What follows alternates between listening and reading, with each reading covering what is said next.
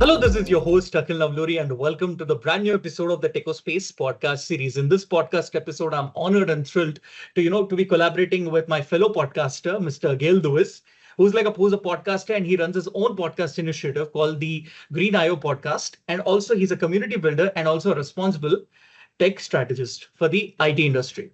So, Gail, it gives me a super pleasure to welcome you to this podcast episode of mine. And Gail, how are you doing? And how are things at at your home, in Reunion Island? Would you like to, give a walkthrough of our listeners about how things are there in that part of the world?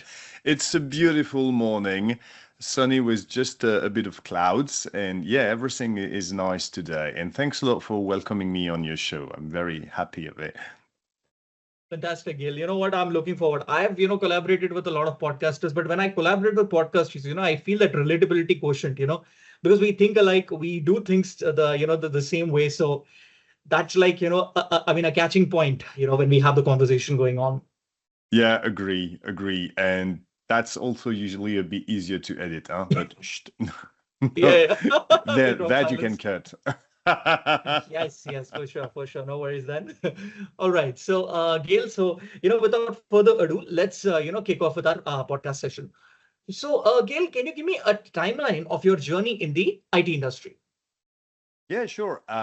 Fun fact is that I'm not a trained software engineer or IT engineer. I got a master degree in economics. And I even started a PhD in economics. I think I've done it for a couple of years. And it was a PhD focusing on, but it was already a bit IT related. I really wanted to understand the nitty gritty on payment systems. Back in these days, it were not the newcomers in the field, so it was really the bank and how was all the logistics behind, and the pipelines and so on. But yeah, I came second, Okay. and for my master, because in France you're ranked, and I came second, and there were only one grant to pursue a PhD. So obviously, I had also to find a job to, Yeah. to pay the bills. And quite obviously, I looked for companies in my research fields, which were the payment industry. And I started a job as a project manager in one of the main payment system provider based in Lyon, France. And one thing's leading to another. This is how I discovered project management. I used to do a bit of this already before, but mostly IT. I really enjoyed it, and it was harder and harder to do both. And eventually, I became a full-time IT project manager. Hmm. And yeah, that was pretty cool time because that was the very beginning of the internet. So I was very blessed because if I had been born maybe 3, 4 years earlier, I wouldn't have access to these amazing online resources, but I did. And so I'm sort of a, you know, self-taught IT guy, except that, and I've been very, very lucky for this as well. I met a couple of people like much more experienced colleague that really took the time to do proper mentorship, and I owe them most of my career, to be honest. All right. So yeah, I'm pretty happy with it. Yeah. Fantastic, Gail. So, Gail, how was that transition like when when you took a leap all the way from the economic side, to into the IT side? Did you feel there were challenges, or you felt okay, I Uh, can, pick it up? well, the truth is, I guess when you learn economics, you learn mostly about asking the right questions and modeling things. So it's a very heavy mass processing now than doing economics research. Actually, I'm not very happy with it anymore.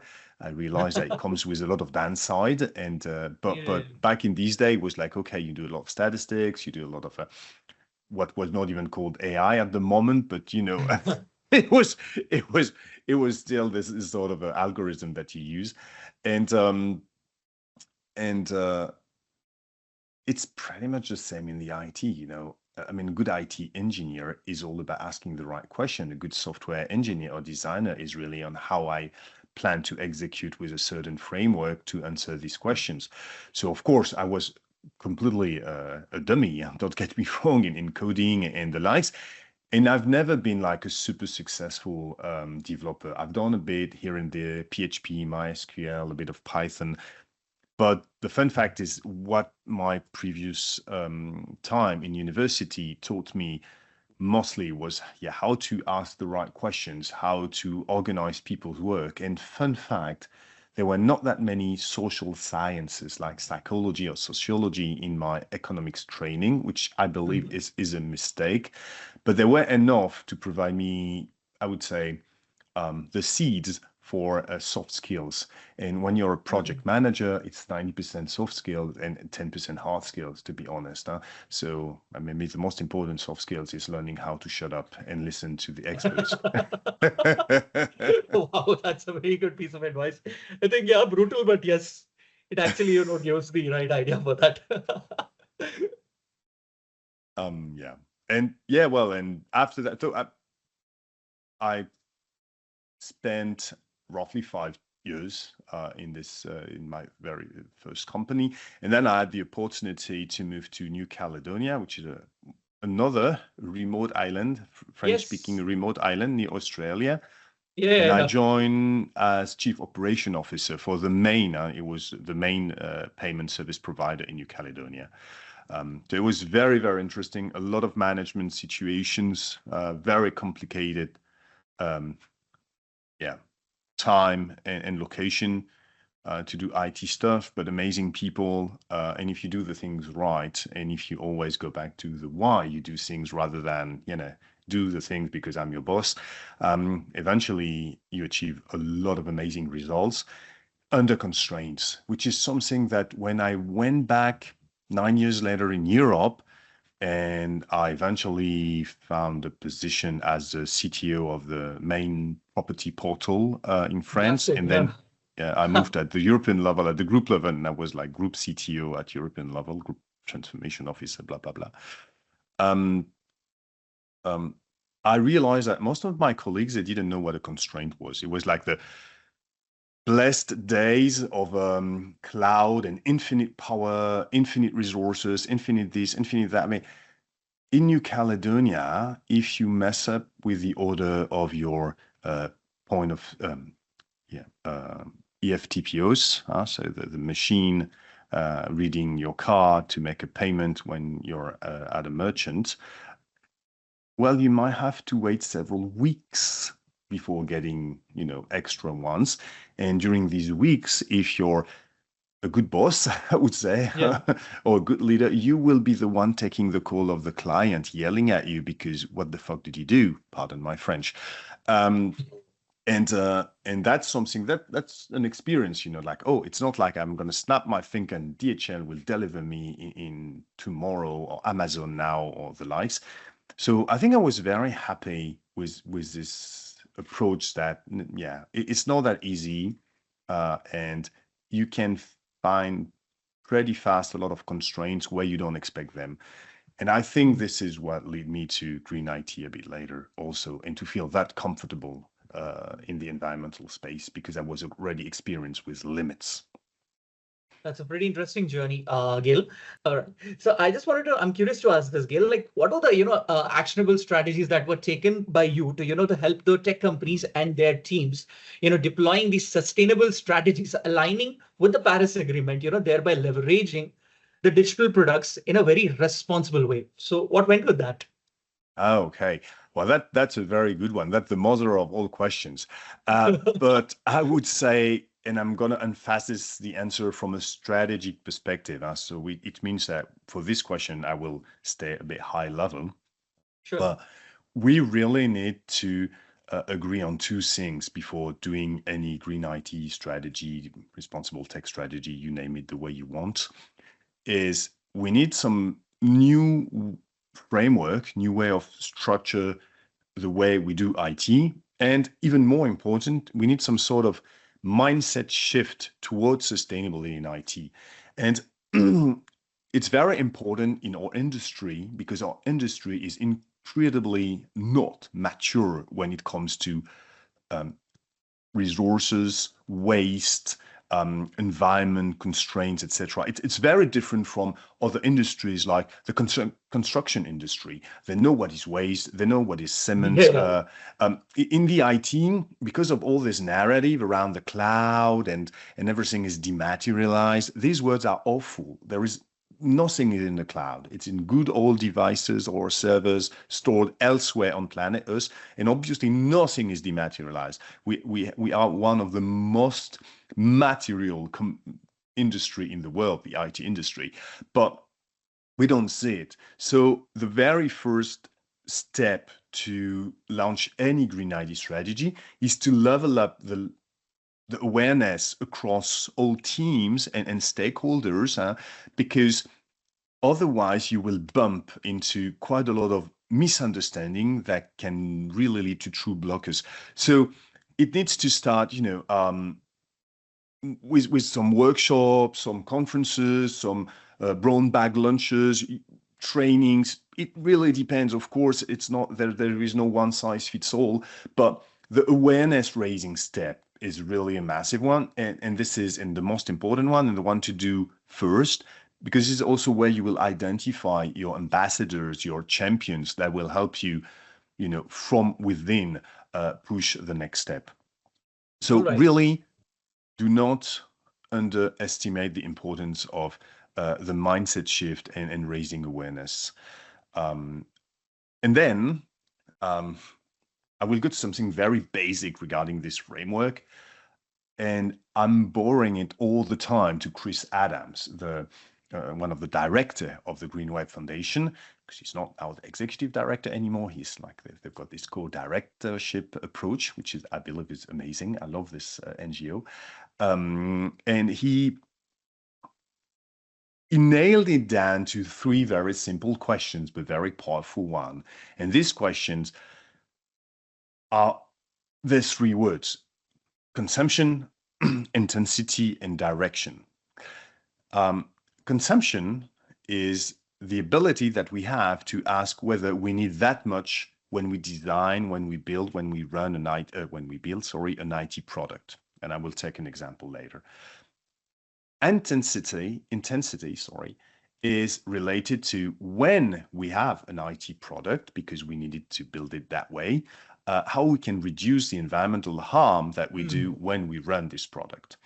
And direction is the hardest question, but eventually, is this IT product good for the planet and for humankind or not at all? And these three questions, they seem super simple. It's like something that you can discuss at the coffee machine with a colleague, but when you start digging into it, they become very powerful. And if you want, I can take a few examples. All right. I mean, so when we talk about the example point of view, Gail, how would you like to, summarize that? Well, let's take, for instance, the consumption. Okay. I was very happy to have, it was 2 years ago, the head of the data factory, so basically the chief data officer of the French National Railway. So as you can imagine, there are a lot of trains in France, a lot of data points. She knows what big data is, what having thousands and thousands of algorithms for different solutions, etc. And she made this joke on the podcast, and I quote her a lot because that was pretty amazing. She said, my job. So it was, when I interviewed her, it was before the Gen AI boom. It was 1 year ago, I think, a few months before ChatGPT was released. So it was more like AI, machine learning, and so on. And she told me, my job is to welcome my colleagues in my office from different departments, etc. And they enter in my office saying, hey, I'd like a machine learning algorithm. I like an artificial intelligence algorithm to do this and this and that. So they would sit down, would have a chat, and when they will leave, they will have a rules of three to answer their question, or a linear Okay. regression. All right. And that's so true. I mean, it's really this dehypization of everything related to IT that is important. If a, a rule of three does a better or equivalent job to a machine learning algorithm, obviously most of the time it doesn't solve the same issues, but a lot of our users, a lot of our customers, they don't really make the difference. They will go to your office as an IT expert, whether you're an ops, a designer, etc., with preconceived solutions that are just not needed. It's really like having Yeah. a cannon to a bazooka to kill a fly. You see what I mean? And Yeah. it's so easy to say, oh, yeah, you will get your chatbot. Oh, yeah, we will use a big LLM. Oh, yeah, we will use the biggest one because you deserve it. And it's not good. It's not good actually for users. It's not good for or a partner, and it's not good for the planet. So really challenging the level of consumption is very, very important. And yeah, that's really everything related to sustainable design and the ability to question during the early stage, the early phase, sorry, of the project management. Yeah, what are our true needs? So that's question number one, consumption. But question number two is intensity. Yep. And it's really about, okay, so I do need this machine learning algorithm. That's all good. That's the right tool, that's the right product, that's the right way to build it. But how can I reduce the environmental harm that it will do? And Yep. then you can move to use a carbon and weight budget, for instance, to make sure that sure we will develop a feature, but I don't want this new project to emit more than 100 tons of CO2, for instance, for, I don't know, 10,000 users or that sort of things, to create a constraint and to make it manageable. Um, we also need to make sure that we host or we use as much as possible renewable energy and low carbon energy. So this is how we will really reduce, sorry, this is how we will reduce uh, all the environmental footprints. And of course, it comes hand in hand with other aspects such as, um, I would say, ethical question as well, because sure, I can use low carbon electricity, and job will be done, but actually a good watt is a negawatt. Because if I'm using this low carbon electricity, someone else wants. And today we are one of the most precious resource on planet Earth is low carbon electricity, or even better, renewable electricity coming from renewable sources. So it's not good enough just to, yeah, being hosted by someone doing a good job by reducing the carbon emissions during the use phase. It's also good to question whether I need this electricity from the first place. So you see, there are a lot of sub questions, Yeah. but the Yeah. Yeah. main one is really, how do I reduce? Okay, I need it. How do I reduce the intensity? What sort of choice I make? And I'm sure you will have other questions. And maybe the last question, the direction, is the hardest one. Because, okay, so I've got this beautiful just logarithmic regression. So it's pretty easy. It didn't go for a massive LLM. I've hosted it on the lowest carbon possible provider, 100% renewable energy. I run it at the right time, the right place. Excellent. Congratulations.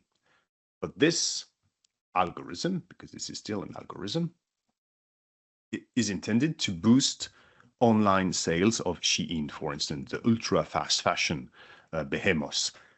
I'm very sorry, but maybe it would be even better not to create this IT product from day one, because today, the way they run this company, Shein, cannot be sustainable. So what do you use IT services for is also sometimes the elephant in the room. Yeah. And it's good to reduce the consumption, to really do the fittest for purpose IT service and to run it in a way that Right. it's super efficient, etc., etc. But yeah, Yeah. it can goes with a lot of issues. And if you're interested in this, I think one of the very best example is the Microsoft dilemma, another podcast episode I had with Will and Holly Alpine, and that they were like top engineers, sorry, at Microsoft, and they were very, very involved in all the internal sustainability initiatives. And don't get me wrong, Microsoft had, maybe has a bit less, but had back a few years ago quite a lot. Like they were really into sustainability. But at some point, they discovered that a single contract signed with Mobile Exxon would offset, in the wrong way of saying it, all the gains they've got by reducing emissions from internal operations. And they become whistleblowers saying, at some point, the way we use IT, the way we use technology is even more important than what we do to reduce its footprint when we use it internally. And they Yep. create this initiative about it. And I think it's a very interesting episode because, I mean, we cannot use technology in a way that is not aligned with the scientific consensus from the IPCC that we need to reduce, not increase oil production if we want basically to survive in this world. So yeah. Absolutely. That totally, gives me an idea, or let's say, the practical case about, about the things that we need to talk about sustainability. Now, asking in a very, let's say in a future run kind of a thing. I am keen to understand this, Gail, like, what is your take on the importance of, the green IT and the digital greener projects when we, aim it for a further run? Um, I don't have a crystal ball, huh? So,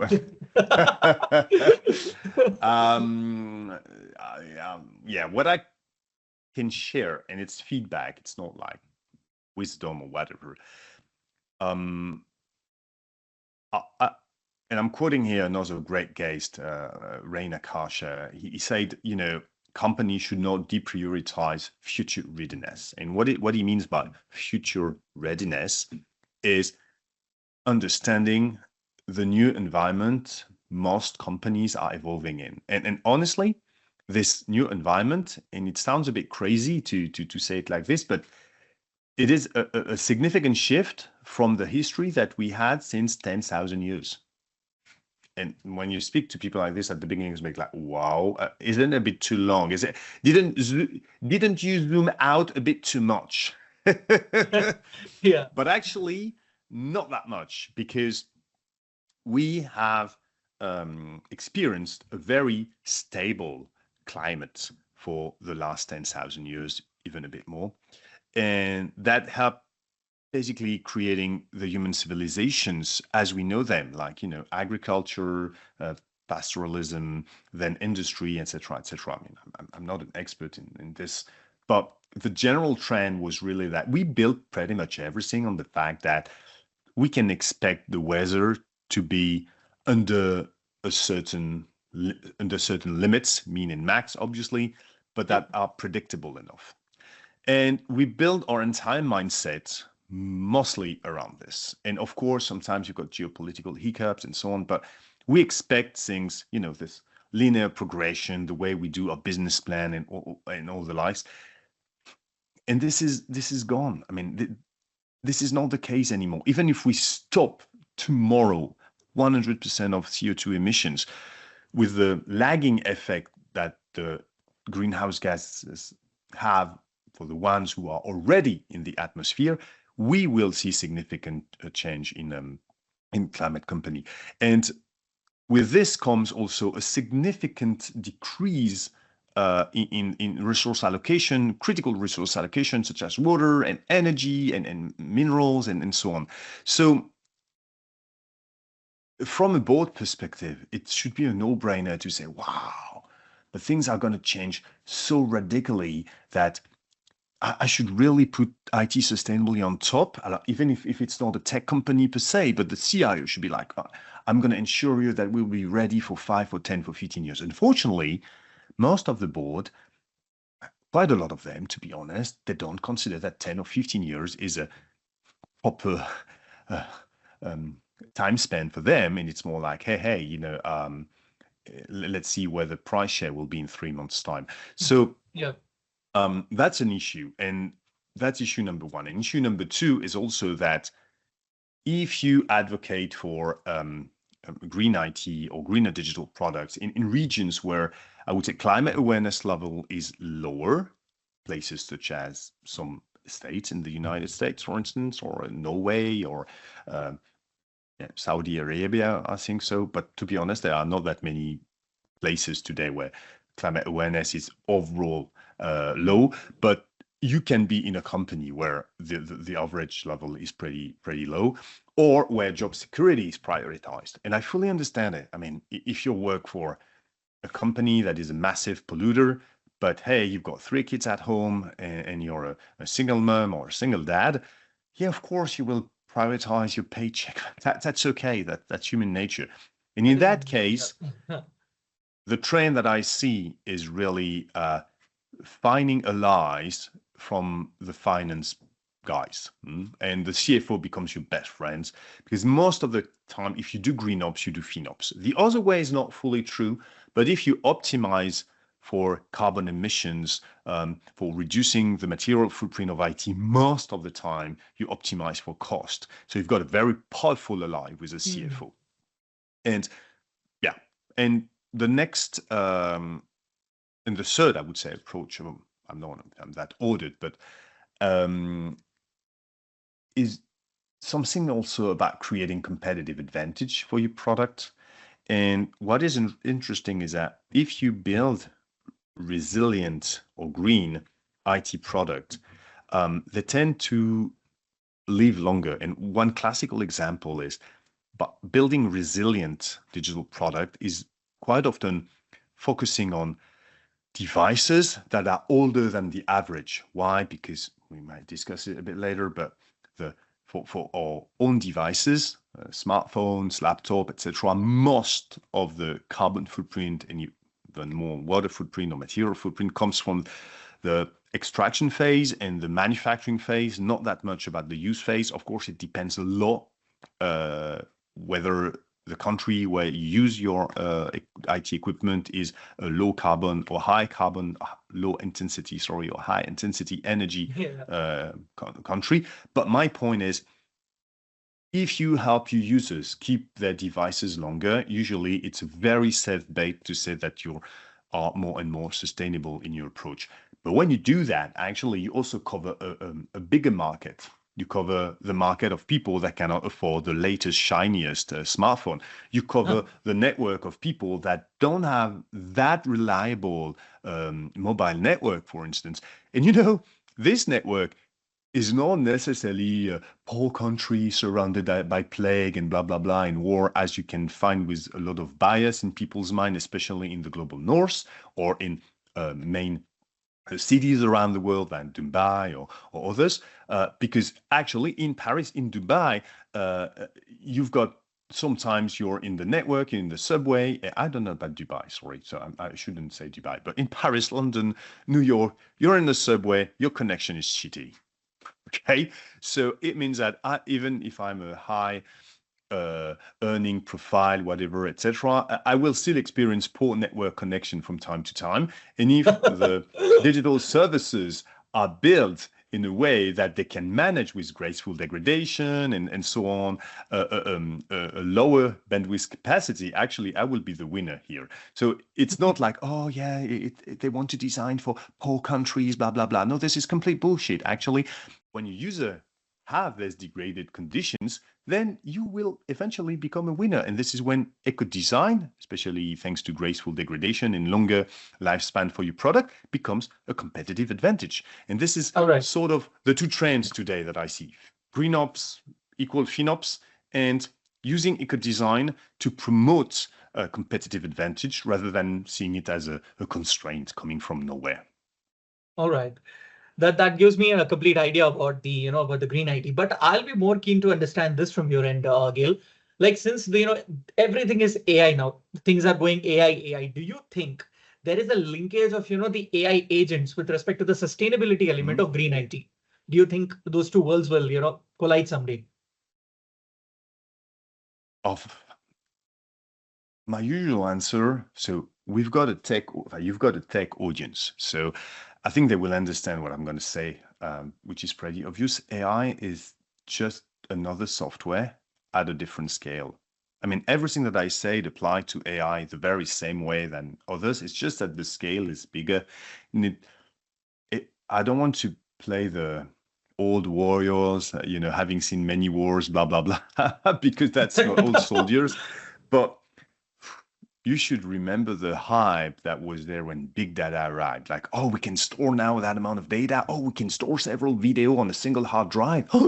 That's going to change the world. So now don't get me wrong. I think that generative AI and the increase of two things. What I've noticed is that the increase in deep learning capacities since a small decade has changed the game in many ways that we run algorithm. And now the specific application, which is LLM and generative AI, I think is a game changer at a different scale than big data, blockchains, even simply public cloud. I mean, just believe me, I've started with that public cloud, my IT career. That was a different world, my friend. I mean, wow, you waited for several weeks to get a server. It was not the right configuration. Eventually, Wow. you could not really deliver. That sounds really, really weird now for a youngly, freshly graduated engineer. But anyway, now the AI is something even bigger. I'm fine with it. But the hype things and it's going to change everything, etc., is something that we should take a bit of a step back. And especially for sustainability, the same questions apply to everything that I said before, like LLM sizing matters, or do I need 1 or 20 agents? That's a consumption question that I Yes. mentioned earlier. Like, Yeah, yeah, yeah. and today, any good AI-powered product manager is under a lot of stress and constraint to deliver fast, immediately. Put AI, because we need it for the market. We need it for investors to reassure our investors. We need it to reassure our clients. But the truth is, which AI? I mean, because most of the time, I don't need the latest, shiniest LLM. And this is something that Adcurie explained super well in a very recent podcast episode when we discussed the arrival of DeepSeek. DeepSeek, from a technical perspective, and I'm only talking about the training phase, was not such a revolution. They did a bit of things that were well known in the academic and even expert field. They did quantification, a bit of prioritization. They basically took the time that the main American leaders wouldn't invest. I mean, this time to optimize their model, and the results was pretty damn impressive. Once again, only for the training phase. And what was interesting is not the technical achievement per se. Don't get me wrong. Very clever people managing astonishing results. But I mean, they were not like, oh my God, they're 10 times, 100 times, or 1,000 times more clever than Google's team or Anthropic's teams because they managed to reduce that much the energy consumption during the use phase. No, what was interesting was the market reaction. Like many companies said, that's good enough. DeepSeek is good enough. The slight difference in accuracy and so on doesn't isn't worse to pay an extra price for Claude or ChatGPT or whatever. And that's interesting because that was actually the pure illustration of the consumption, but from a financial perspective. And now we need to bring this point to the sustainability perspective as well. Push back, like I don't need the latest model. I don't need such a big model. I don't need that many billion parameters. I don't need a generic model, because that's also a very good piece of research done by Yeah. Sasha Lucioni. The more generic you take a model, the more costly it will be in energy and other stuff. And if you need a specific, if you need text recognition, use a model doing text recognition. Don't use a chat GPT or GPT, sorry, not chat GPT, but GPT-4 for this. So that's really the question of consumption. And then the intensity, same question, same player again, like Simply, yeah. how do I run especially the inference and of course the training, but also the inference phase? Is it on renewable energy? Can I optimize and so on and so on and so on? And the biggest question is for what? And yeah, when I see all these companies explaining that they will not need to hire any young software, because honestly, the only use case that we've managed to find so far for Gen AI, once the craziness about investments and the bubble, the financial bubble will collapse, the only use case for the moment is really to code. So the only people at risk are the one actually developing the product. Yep. But does it make sense to say, oh, we're not going to hire any software engineer, junior software engineer anymore because, the AI will do the job for them? Well, yes, but in 10 or 15 years, you will not have a senior engineer neither. And so you will be in deep sheets. Plus, I think I've been, as I mentioned early at the very beginning of the podcast, I've been very, very lucky to benefit from true informal, nothing more formalized. The HR didn't do anything, but true mentorship from people having 10 to 15 years more experience than I had when I started the job. And I learned so much from them. But honestly, they also told me that they learned so much from me. They learned because when you answer stupid questions, suddenly you realize that the question is not that stupid, and maybe you overlooked it for way too long. It's a good old saying that, the best way to learn is actually to teach.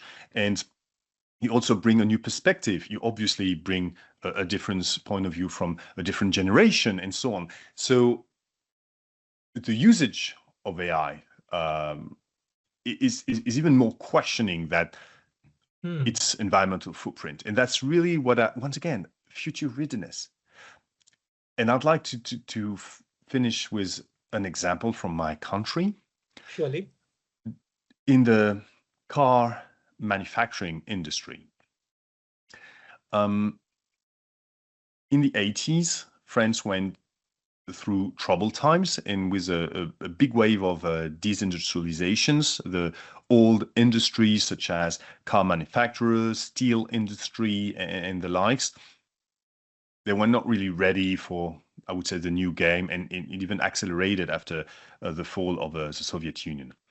But what the French government did in the 80s to reduce the number of unemployed people and to look good for the next election was to create a special retirement program for people not yet at the age of retiring, but they will get something like 70% or 80% of the pensions. And especially in the car industry, they used it intensively to get rid of the old workers, which, because it was a heavily unionized sector, were already the very well paid workers. So that looked good on the financial sheet. But eventually the market took off again, and they had to hire, new generations, but no one was there to train them anymore. And this generation gap was something that was heavily documented in the HR research sector. Like if you've got too many strong gap into your age pyramid, that's really not good, because at some point you will experience a lot of problem. So I took the opposite example. Do not get rid of your old engineers. If someone knows how to code in COBOL, he has very interesting things to say to someone using cloud, and the other way around. So yeah, I would really challenge the way we use AI even more than the AI environmental footprint, although that the AI environmental footprint is highly questionable at the moment. 100%. Gail. Now, Gail, from a podcaster to a podcaster, I'm pretty keen to Hmm. understand this. Like, would you like to, share that backstory that was associated with the inception of your podcast initiative, the Green IO Oh, podcast? well, that's nothing fancy. It was mostly to share my learning curve. Okay. When I shifted to Green IT, so when I resigned from my group CTO position and also relocated to Réunion Island, um, I started researching what I could do, and it was pretty obvious to me that I wanted to keep working in my industry because I've been in the IT industry for now more than 25 years. So I didn't really want to learn new hard skills or new mindsets, or you learn a lot when you've got this all this experience. But I really wanted to do it in a completely different way, and that was really investing time and energy, full time and energy on reducing environmental footprint. So Okay. I started research, and what I've noticed is that there were, it's not true anymore now, but 4 years ago, there were quite a lot of resources in French, a bit in German, obviously a bit in English as well, but compared to the size of the English-speaking world, and by English speaking, I'm not talking about native, I'm talking about exactly what we're doing right now, which is English is the de facto lingua franca, as we used to say for Latin during the Roman Empire. Yeah. It is Yeah. the language that enables us to have a Mhm. conversation. And I was very surprised that there were not that many resources. There were a lot of great resources in French, but the French being the French, they tend not to translate that much. So I found it very disturbing that this, amount of knowledge, and don't ask me why some IT engineers in France started really to work in depth and create institute and so on like 10, 20 years ago about green IT when it was not popular at all in many other places around the world. It is how it is. I don't know how to explain it, but um, yeah, when I was discussing with my colleagues I was part of the Axel Springer group, so it's an international group uh, across almost all European countries, and they were like, "Oh, it's interesting. What can you share? Or what can you tell me about this and that?" And it was like, I don't have that many content to share, and I was, discussing with these great people, very welcoming, and I was like, what I'm learning, I should share it. And we're like, what can you do? I'm a slow writer in English. I think I'm an okay writer, but I'm a slow writer. So a newsletter or blog post or social media post, not really my thing. YouTube, I was not very comfortable with the video thing. So I went for podcast, but just, try and Yeah. learn. Okay. And I would say it found its audience, that for sure, Fantastic. across all continents and across Wow. all Mhm. sections. So it's a very niche within a niche within a niche. Huh? So don't get me wrong. I'm not bragging about, oh, I've got crazy numbers, etc. But I would say among the number of people concerned about sustainability, the subgroup working in IT and the subgroup working in IT and actually trying to do a bit of something, I would say maybe 50% of them, they know about Green IO. They're not necessarily regular podcast listeners, but they know that this is a resource that they can use. Yeah. And yeah. And complementing that again, we both, I mean, my podcast with Wilco Berggraf and your Yeah. podcast initiative was actually named in the let's say the 36/37 particular article about a newsletter, and that was such a proud moment, and I was really happy for you that even you got the let's say the accolade for that. Thanks a lot. But it's important to keep on because even now there are one or two more English speaking podcasts on green IT. But if you compare it to the dozens of millions and hundreds of millions of people working in the tech sector across the globe, where de facto English is the main way to get, say, technical knowledge, Yeah. Hmm. we're not that many. So if you Google crypto, a crypto technical podcast, you will get hundreds of podcasts. Yeah, it's, basically what I try to understand is everything is, just based on one particular concept. The Yeah, diversity is trying to, just come now. So I yeah. feel, that'll definitely come in the, in the further run. Let's see. Yeah.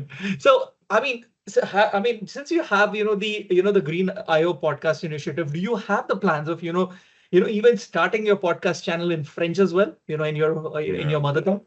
no, no, because first there are a couple of French-speaking podcasts talking about this, and no, I think we need to specialize when we Yeah, are yeah, in yeah. this sustainability ecosystem. Yeah.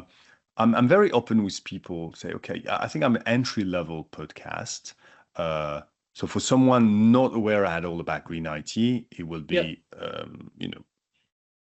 yeah, maybe it will require to level up his or her game a bit, but it's accessible.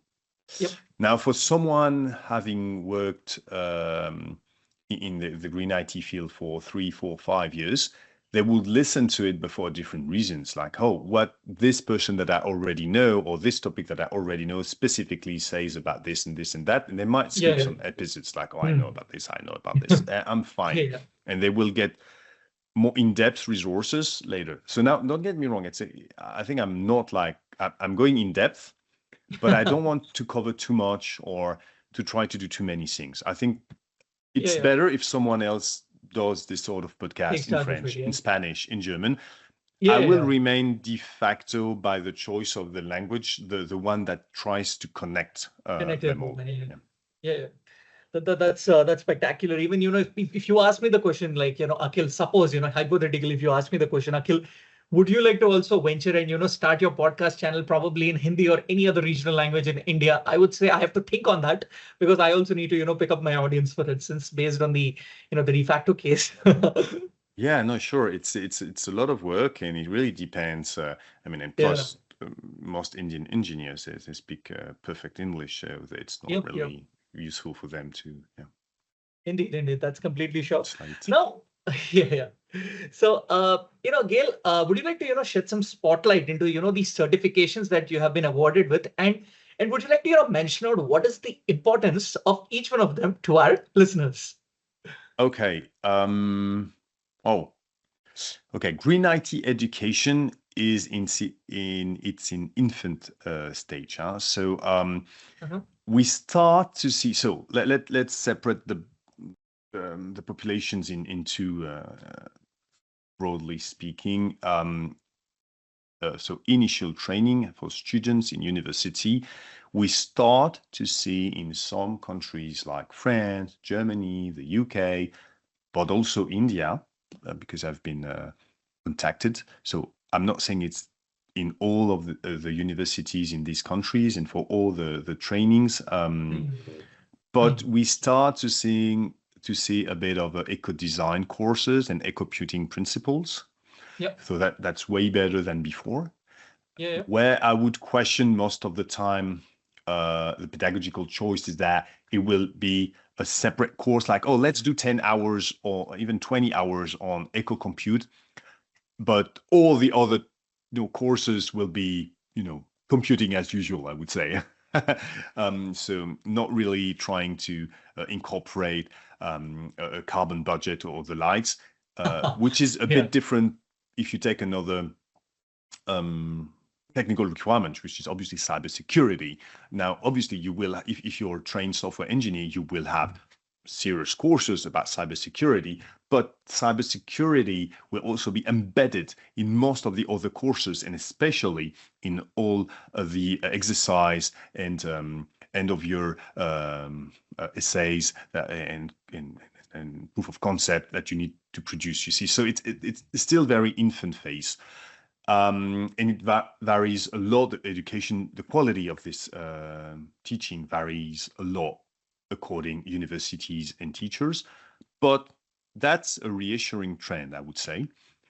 Now, for people who are already professionals, there is not that many formal training.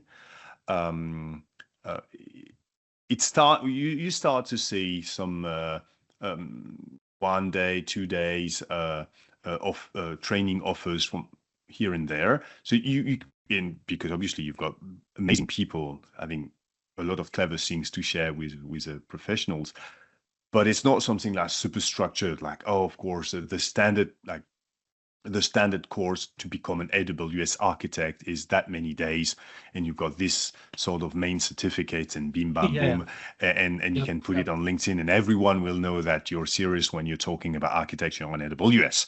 Yep. Especially if you store everything on the East Coast one region, but that's something different. Anyway, I would still mention two training resources that are of interest. There is a MOOC offered by the French Institute of Sustainable IT, which is INR, which is pretty good as an entry course, like 4 hours, and you've got a good general overview of IT sustainability, bit of life cycle approach, the difference between carbon at the use phase, what is embedded carbon, the importance of the design phase. So interesting. And then maybe the most known ones. Don't get me wrong, there are now dozens of trainings and a bit of certification here and there. I would say the one that I would recommend just to signal to employers or to colleagues that, yeah, you pay attention to it, is, and it's also an entry certification, the one from the Green Software Foundation, and it's a few hours training. And then if you want to go a bit more in depth, you will find great resources on greenit.fr, for instance, sustainable UX, designer ethic. The Green Web Foundation has also resources, but you will need to do a bit more your own self-training or grab a webinar here, paid or free, depends. And obviously, I think if you're an English speaker, the place to look or the place to stay connected would remain Climate Action Tech. This Yep. very vibrant community where you've got specialized channels on the Slack workspace, where if you're more in ops, if you're more in data centers, if you're more in design, etc. And they tend to share the latest news and just dropping, hey, what is the best training on free, for instance, training on sustainable design? They will point you to a direction. If you've got a bit of money, they might point you to another direction. But I'm sorry, because I cannot really tell you, oh, this is the way if you're in design, this is the way if you are in ops, this is the way if you are in front end, for instance, because it's still a lot of self-education. Absolutely. Absolutely, Gail. So, Gail, I mean, whenever I talk about the green IT, this is the particular question that I am always keen to understand. Mhm. So, Gail, like, what are the types of backend technologies and frameworks that are very much crucial for the green IT space? Okay. So regarding, once again, infant phase, so there is not that many 100% mature technologies. I think that the starting point is more from a framework perspective, and it's really this energy aware / carbon aware approach in software engineering, which comes in two flavors. Where do you, well, yeah, I'll go for, no, sorry. Which comes in two flavors. The first one is, where do you run your computing? And the second is, when do you run your computing? So it's location-based carbon-aware computing and time-based carbon-aware computing. It's pretty simple and straightforward. We should run in regions where the energy, the carbon intensity of the electricity is the lowest possible. And it's sort of the basic one.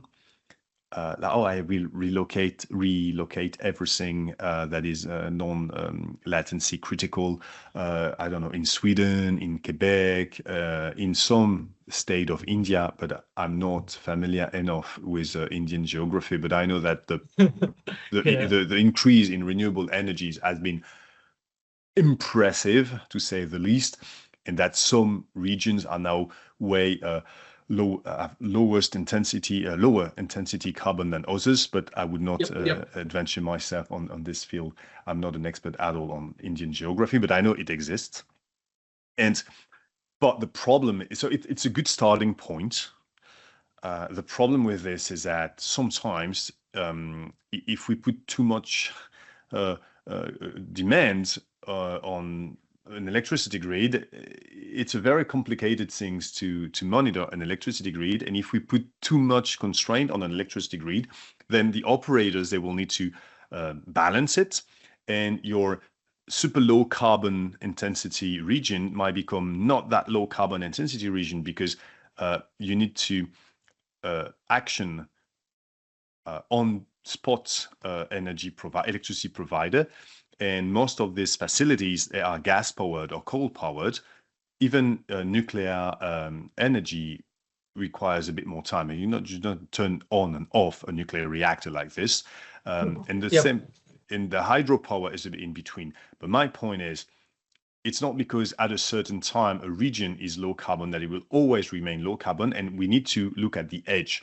This is why now we talk more about grid-aware computing, but I will come back to this point later. Now, the second approach is the most important one. It's really the time-aware.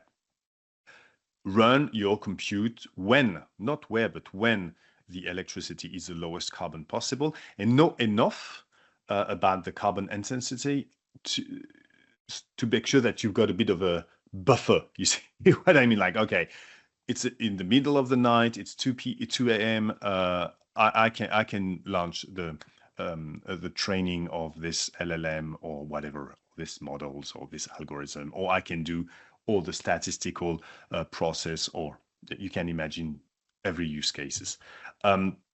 So time-based, location-based, carbon-aware computing. Most of the time, of course, you want to automate it. You would rely with external providers. The most famous one is definitely electricity maps, which maps, visual maps, but also API can provide you with different granularity in time and location, depending where you're based. But okay, the carbon intensity now, and they announced it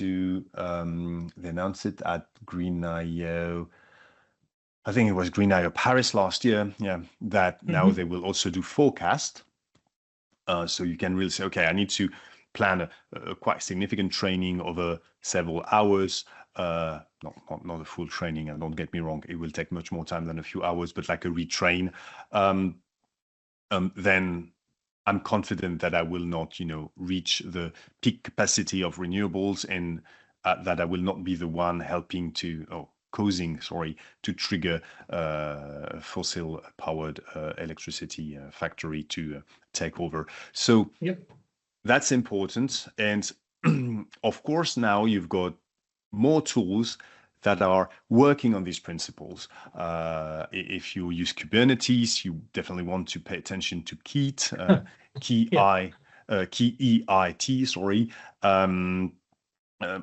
which tries to automate with when you launch a node, when you turn off a node, etc., the amount of energy and the amount of carbon that will be consumed. So, but the tools are, and you've got several providers. Obviously, some of them are sponsors of my conferences, but so I'm not going to pick one because the others will be unhappy about it. But you start to see several providers helping you monitor your cloud instances, also from a sustainability perspective. Now, going back to the most basic framework in backend technology and framework, and it's mostly ops, and it's mostly cloud zombies hunt. Yeah, to quote Holly Cummins, the amount of instances, the amount of provisioning in our industry is incredibly wasteful. So most of the time, it really starts with turning off test instances, development instances, making sure that we don't overconsume.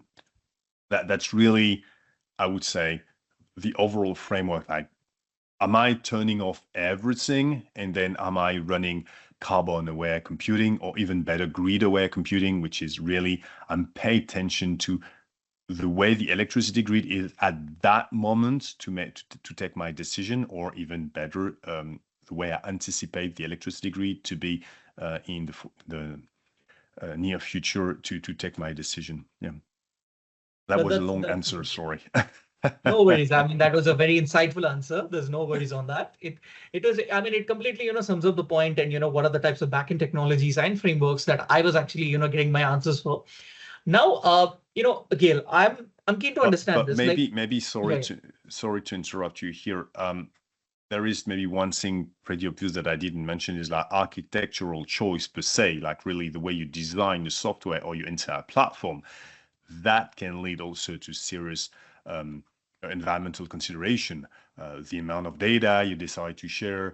yeah, If you call an API, but you get all the data, even if you need just the answer of for two parameters. But I would say it's good old data management practices, and it's really just paying attention to how much computing power you will use depending on which architectural choice you do. And obviously, having asynchronous job, queue pipelines, and so on, that usually tends to consume less than being, on all the time, and the sort of things, or having batch or cron or whatever, yeah. requesting data update all the time. So, but I would say it's good old data management applied to sustainability. Yeah. All right, that completely sums up my point now, Gil. Now, Gil, are there any insights that you would like to mention out with respect to your tenure being the the sustainability strategist in your current tenure, and also are there any success stories that you would like to share that you have experienced in your entire IT journey? Okay. Mhm. Um, I usually go with 3 pieces of advice, but I'm not really sure I've been in the field long enough to provide advice.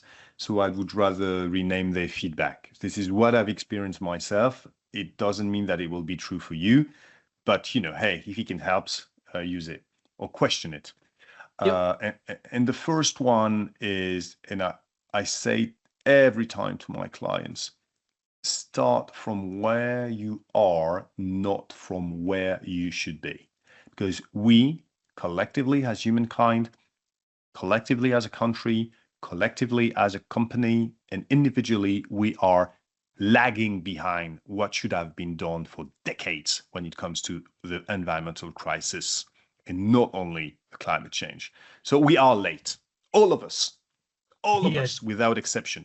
Some of Yes. us are even more late than others, but we are all late. No one is perfect. I'm a terrible person regarding my carbon budget, even if I try to do good things here and there, like food or where I put my money, etc. But I live on an island, so I have to take the plane, and because of my job, I have to take the plane more than one time a year. So I know. I cannot lecture anyone, but yet I decided to act and to do things. So it's very important that people say, okay, we didn't do that, we didn't do this, or as a company, we're not good because we don't measure this, that. Okay. That's the case for everyone. What is important is starting the journey, and then you will speed up. But we take a much longer journey if we do one step per day for an entire year than if we wait Right. 9 months and then we run to run for 100 steps. You see what I mean? So Exactly. be very relaxed about where you are. Be serious about your commitment, but start now. But without this sort of perfection curse that prevent people, but if we do this and not that and that and that, then we will be called greenwasher. But you will be called greenwasher only if you communicate externally about it. If you do things because your teams and your employees asked you to do it, and I've got in the back of my mind a famous French dating app where the CEO expressly said, I want sustainability to be in the core of all our initiatives. And so you IT teams, you need really to onboard sustainability everywhere. I forbid you to communicate about it anywhere. Okay, we Yeah. just do this because we do the right things. Obviously, you can imagine that the employee motivations went up because of that has been the case for several years now. He couldn't be called out as a greenwasher because he was not advocating anything. He was just doing it internally. So my point, number one, is really start from where you are, not from where you should be. Don't wait to be perfect because that already be too late.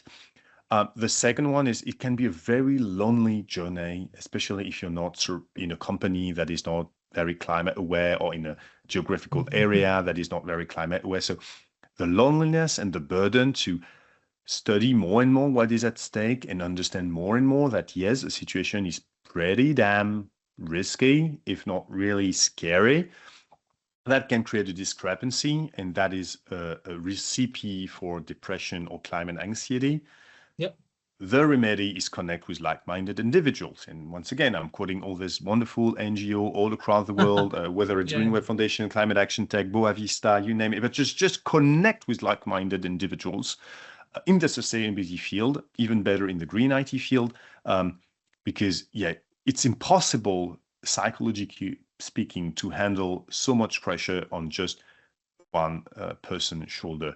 That will be really my second feedback. And maybe my third feedback, which is very, very hard to achieve in the IT industry because of a certain mentality of a certain type of people running a lot of the companies there, humility. Yep. Wow, Indeed. this is almost a gross word, humility. Why? Because sustainability issues are inherently complex. There is not a on-off switch button that will stop climate change or water resource depression. Everything is complex. You've got feedback loop, you've got rebound effect. You try to solve something and something else is going wrong, and that that requires humility. You say, okay, I'm going to try something, but I will make sure that I observe, audit, understand what is going on so that I will adjust because I'm not 100% sure that it will be the solution. And on top of it, the knowledge, the data in green IT specifically is not that strong. There is a lot of opacity from a lot of providers. There are a lot of unknown, and everything that we state today could be proven partially false. I mean, it's not like, eventually AI doesn't emit carbon emissions. No, that's not the case. But this certain piece of GPU chip emits that amount of carbon that could be challenged in the forthcoming months. So humility is key, and that's really my third feedback, because if we pretend or if we believe too much that we know everything, that's a recipe for a lot of issues. So I would say start from where you are, not where from you should be. Don't stay alone, connect with like-minded people and maintain humility. That will be my three feedbacks to anyone. And sorry, what was the second part of your question? I think there were another one. Is there any success story that you would like to, experience, share that you've experienced in your IT journey? Yeah, the success stories. Well, the success stories are easily accessible to anyone joining a Green IO conferences. But that small piece of ad being said, I could quote. So there is an interesting one. You mentioned backend, Le Bon Coin, which is the number one second-hand market portal in France, including cars and real estate. So a very, very big one. I think third or second or third in terms of audience in France. They did some. They actually challenged their own homepage, and I was stressing, like, we're talking about the homepage of the third most viewed website in France. So that's not small potatoes. But they re-eco-designed it because they realized that some features were actually pushed to users without the data being available in the background. And so it was creating millions, literally millions of API calls per day, not millions, actually. I think it was dozens of millions per day for nothing. And so from an eco-design approach, they identify this very wasteful behavior of their homepage. And I think Yep. they slashed by 3/4, if not 80%, the number of API calls to this specific service. But they didn't remove the feature, but they just realized that, yeah, no, it couldn't work. And that has led to, I think it was several tons of, I think they shut down, but they're not shut down, but they turn off 5 instances, AWS instances. I think it was EC2, but I couldn't tell you which one it was. But it was not like nothing, even from a financial perspective. But that's a good example. It was a great success story because it was done on something super critical. Sometimes your green IT projects, it's a bit like a pet project. Oh yeah, do it on the, I don't know, the HR internal communication platform. Yep. Yeah, wow, no one pay attention. So yeah, but do your eco design stuff there. Let's the big guys, the serious, the grown up do their things and go play with your eco design. So that's a very powerful counter example. There is another example. So MasterCard, they did a very serious FinOps/GreenOps exercise because they really wanted to optimize their cloud spending that were going up to the roof. And they don't allow us to share exact numbers. They don't. During the conference, they will quote these numbers, but they don't want any support replicating these numbers. But in order of magnitude, they save millions of dollars, and the CO2 emissions were also several 100,000 tons, as far as I remember, no, 1,000 tons, sorry. I think it was, I think it was several dozens, thousand tons of CO2. So pretty impressive. And that illustrates, so you can access, they wrote a few blog articles about it without the exact figures because that's sensitive information, but you get all the approach. They used a tool called Green Pixie and for this. And yeah, they achieved a very interesting dual results, both from a FinOps perspective and from a GreenOps perspective. And so US, okay, let's go for UK example. Gov.uk, they've reduced 90% of one of their most popular service, which is a one login service, by just switching to the instances to low carbon region and applying basic architecture choices, but good architecture choices, and running first an optimization via carbon aware computing and then doing a full life cycle assessment of their product. And by doing so, and by changing, I'm not going to enter the details here, but applying some architectural principles, I would say, they managed to reduce very, very significantly their carbon emissions. So I use this, there are hundreds of other use cases, but a government service, a leading tech platform, a behemoth in the finance industry. I provide these examples. I could quote also Amadeus, who partnered with the Green Software Foundation, and Amadeus, I think, is number 1 or number 2 global flight industry service. When even if you competing companies, they would still use this common ticketing platform. I'm not sure they use the word ticketing platform, but sorry about it. But you get you get my point, like a reservation provider. And my point is, like, even if you're a big company with very sensitive tech, you can achieve good things in green IT. It really require the right leadership and committed teams on these topics. But it's long term.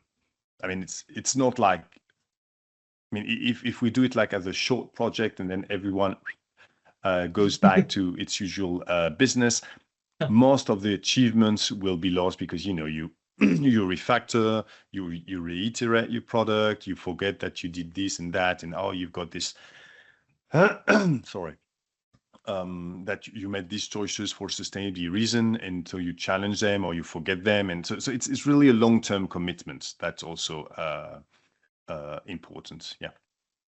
Fantastic, Gail. So, Gail, before we actually, conclude our, podcast session, we'll take a pretty lighter route. All this while, I was bombarding you with the questions of green IT, about the sustainability strategies, then, about your success stories, and, about your podcast initiative.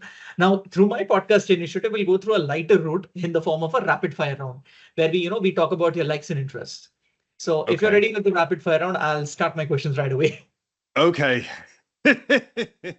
I'll try to answer the best I can. So since Gail, you come from a country that's a World Cup winning nation, I want to ask it, particularly to you, what is your favorite, football club, or let's say football team?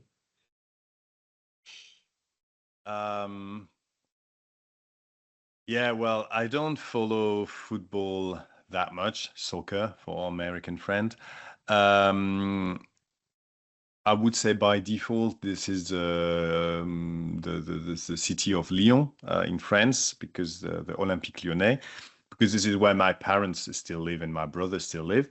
But actually, I'm a very strong supporter of the female team, because they're just the best in Europe by far. There's a Manchester United of Bayern Munich of Europe. So they've got quite a lot of European champion titles.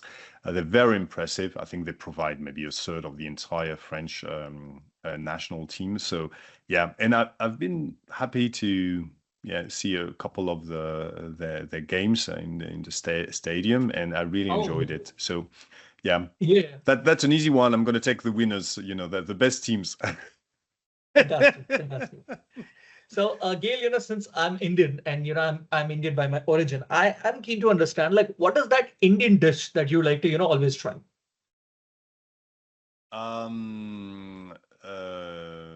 There is so many that I enjoy, but gosh, I'm gonna mispronounce. No, it's okay. Whatever it is, I can help you out with that. No worries. This pita bread with this yogurt sauce, that is just amazing. You see what I mean? Yeah. The yogurt sauce is called raita. And, raita. Thank you. Yeah, but honestly, I discovered Indian food when I was studying in England, in Brighton. Oh. And from time to time, I really enjoy it. I mean, this is not something that I do on a daily basis, but yeah. And when I was traveling a bit in Southeast Asia as well, I remember with a friend, I had an amazing Indian restaurant in Kuala Lumpur. So yeah, pretty cool. I really enjoy it. But I know that the truth is, the only thing I know that there is not like the Indian food. I mean, India is such a big continent, subcontinent, etc., that what I understood is that it's a bit like when you say, Japanese that Japanese food is sushi. Well, yes, and in a few more thousand dishes. So I will not caricature the richness of Indian food with just the little that I know. Trust me, Gil, if you come to India, you'll find a lot of diversity and you will get confused. Okay, oh my God, like India has so many things. I can imagine. We have a region called the northeast part of India, and that's the region that I've never been to, and it's very less traveled place, and their food is completely different, from the food that we have, from the other parts of the state. So I can imagine. Yeah. And Gail, there is something that I would just like to say, that you'll really like when I tell that. There is one particular actor called Ranveer Singh in Bollywood, and you exactly look like him. Okay, Seriously. I've watched a few Bollywood movies, but I'm okay. I've never met him. Well, I've never met him. Obviously, no, sorry, this is not what I wanted to say, but I've never seen it. Okay, okay, but would it help me if I go to India to skip the queue and the likes? Like, if some people I start signing autograph, you think that they could Maybe get you can, confused? just take a hoodie or something like that, wear a cap. Maybe there will be a bit of an English barrier. Huh? So sorry. I think I will not take the chance. But that you need to share a link to one of his movie. I need to see that. I'll definitely share everything, probably, on LinkedIn, post our call.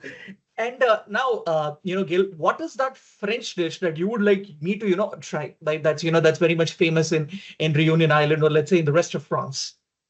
Well, Réunion Island has a different food culture, and I would say it is called curry, and it's boiled. It can be pretty much everything. Boiled sausages, no, not boiled. I'm sorry if I'm using the wrong English word because it's not boiled with water, but you create.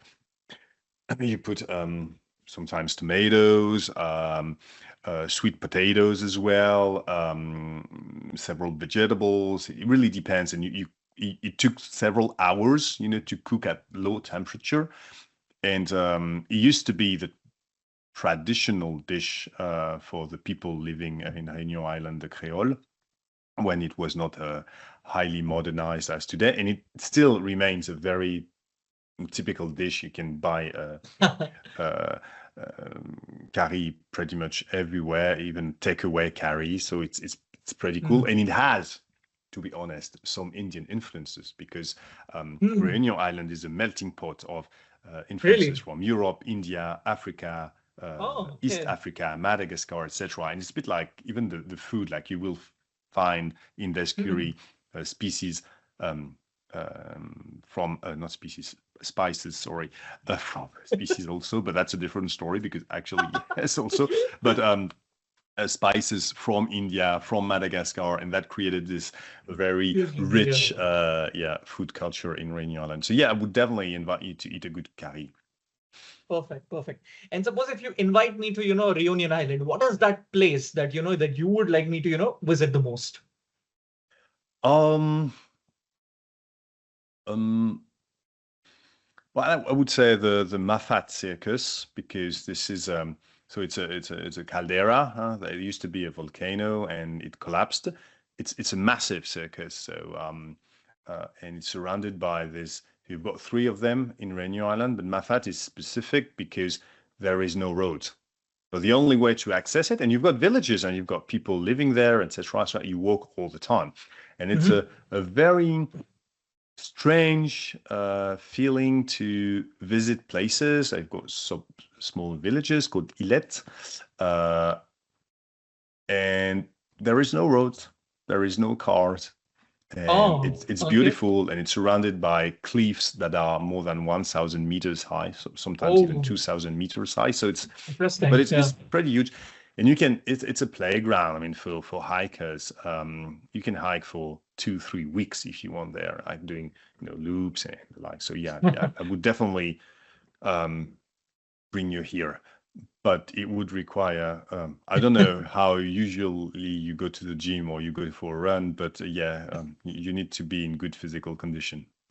Okay. I mean, I'm used to it. I just walk like miles and miles in Australia. So I'm a Okay, person who is that zest for traveling. So so yeah, I can be there. yeah, so in that case, that's good. I'm waiting for you. Awesome, awesome. I'll take that invitation, and yes, I'll be there soon. All right. So, since you're French speaking, Gail, what is that French word that you would like to, make our listeners aware of? The most frequently used French word by you. Wow. You should put a placeholder music on this one. That's gonna take a bit of time. Um, um, but it's not specifically French, the one I've got in my mind. So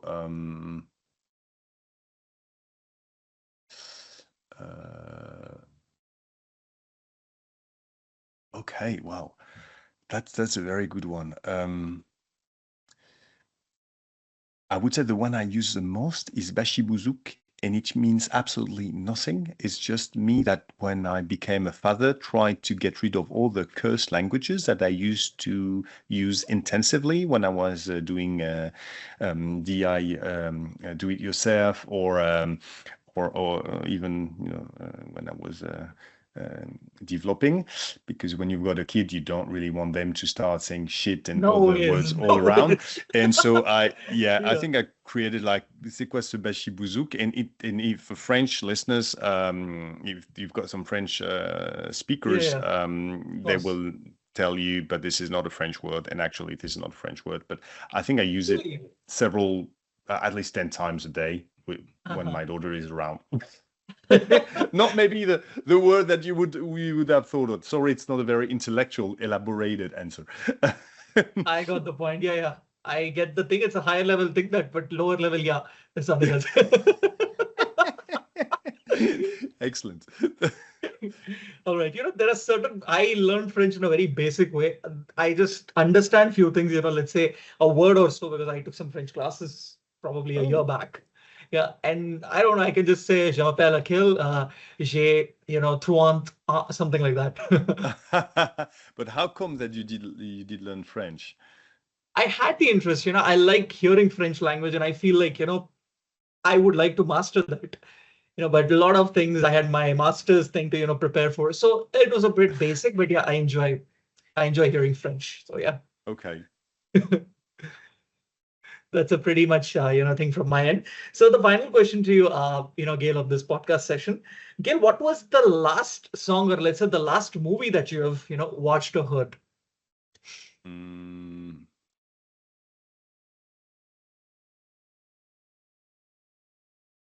I think the last movie that I can remember is the Dune. Dune. Yeah, Dune. Yeah, I'm a massive fan of the books, and I was Okay. very happy with how Villeneuve managed to create something both well respecting the spirit of the books and most of the stories, and also obviously adapting it, because even if you have 2 times 3 hours, you cannot really match the depth of these books. So yeah, I think it Yeah. would be Dune. As Dune. I can remember, because I've seen it again. Yeah, a few weeks ago. Awesome, awesome. I'll add one more question to our podcast session since you just told about Dune. I'll say, well, I mean, which is your favorite comic? Like, which is your favorite cinematic universe? Is it the Marvel Cinematic Universe or the DC Cinematic Universe? Um, okay.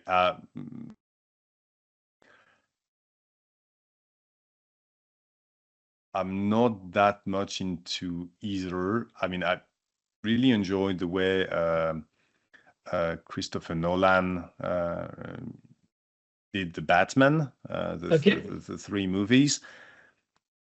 I found at the very beginning, the Marvel universe was a bit of fun. Now it became this massive franchise, and I'm experiencing more and more a problem with I mean, I'm fine with having fun by watching a movie, so I can literally turn off my brain most of the time and just enjoy a good movie like a Tarantino movie or whatever. Yeah. But I've got an issue with this superheroes Mhm. approach, because I think we've got a big issue with superheroes in this sort of mindset. We need Ah, collective work, and I was in the plane going to Green Isle, London a few weeks ago. And, mhm. I was just, watching with one eye while I was having my dinner, the latest Mission Impossible. Final reckoning. Yeah, final recording. Reckoning. Yeah, yeah. Final recording. Yeah. And So, Gail, finally, thank you so much for taking time from your busy schedule and being part of my podcast initiative. And it was a Oh, you're very good thing. welcome. Let's say a collaboration of TechOSpace with Green IO podcast, and I just loved having you in my in my podcast initiative here. Talking about green IT, then talking about your entire journey. It was really lovely, and the examples that you were given, they were all real life examples, and they Yeah, were so practical and so authentic, and I just enjoyed hearing them. So once again, thank you so much, and you're it was welcome. lovely, hosting you in this session. Yeah. Thank you. All right, listeners. So on this note, this is your host, Akhil Navluri, signing off. We would be back with another podcast episode with another eminent industry leader very soon. Till then, keep listening. Take care. Goodbye. Stay tuned and au revoir. Thank you.